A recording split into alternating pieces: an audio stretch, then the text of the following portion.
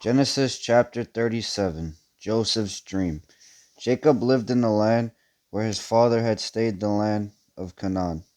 This is the account of Jacob's family line.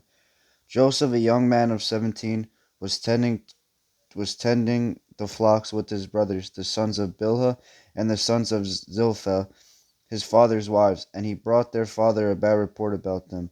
Now Israel loved Joseph more than any of his other sons, because he had been born to him in his old age, and he made an ornate robe for him.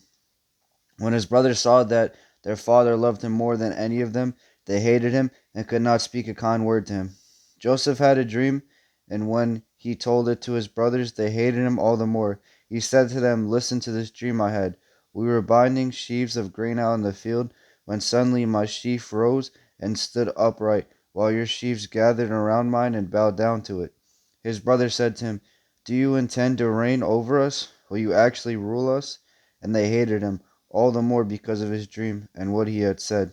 Then he had another dream, and he told it to his brothers. "Listen," he said, "I had another dream, and this time the sun and moon and 11 stars were bowing down to me." Then he told his father as well as his brothers. His fathers rebuked him and said, "What is this dream you had? Will your mother and I and your brothers actually come and bow down to the ground before you?" His brothers were jealous of him, but his father kept the matter in mind. Joseph sold by his brothers. Now his brothers had gone to graze their father's flocks near Shechem, and Israel said to Joseph, "As you know, your brothers are grazing the flocks near Shechem. Come, I am going to send you to them." "Very well," he replied. So he said to him, "Go and see if all is well with your brothers and with the flocks, and bring word back to me." Then he sent him off from the valley of Hebron. When Joseph arrived at Shechem, a man found him wandering around in the fields and asked him, "What are you looking for?" He replied, "I'm looking for my brothers. Can you tell me where they are grazing their flock?" "They have moved on from here," the man answered. "I heard them say, 'Let's go to Dothan.'" So Joseph went after his brothers and found them near Dothan. But they saw him in the distance, and before he reached them, they plotted to kill him. "Here comes that dreamer," they said to each other. "Come now, let's kill him and throw him into one of these cisterns and say that a ferocious animal devoured him. Then we'll see what comes of his dreams." When Reuben heard this, he tried to rescue him from their hands. "Let's not take his life," he said. "Don't shed any blood. Throw him into the cistern here in the wilderness, but don't lay a hand on him." Reuben said this to rescue him from them and take him back to his fathers. So when Joseph came to his brothers, they stripped him of his robe, the ornate robe he was wearing, and they took him and threw him into the cistern. The cistern was empty. There was no water in it.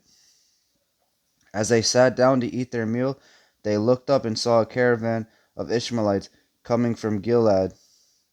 Their camels were loaded with spices, balm, and myrrh. They went on their way to take them down to Egypt. Judah said to his brothers, "What will we gain if we kill our brother and cover his blood? Come,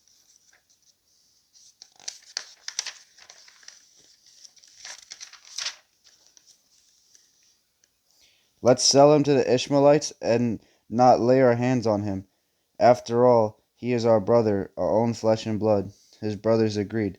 So when the Midianite merchants came by, his brothers pulled Joseph up out of the cistern and sold him for 20 shekels of silver to the Ishmaelites, who took him to Egypt. When Reuben returned to the cistern and saw that Joseph was not there, he tore his clothes. He went back to his brothers and said, "The boy isn't there. Where can I turn now?" Then they got Joseph's robe, slaughtered a goat, and dipped the robe in blood. They took the hoarded robe back to their father and said, "We found this. Examine it to see whether it is your son's robe." He recognized it and said, "It's my son's robe. Some ferocious animals have devoured him. Joseph has surely been torn to pieces." Then Jacob tore his clothes, put on sackcloth, and mourned for his son many days.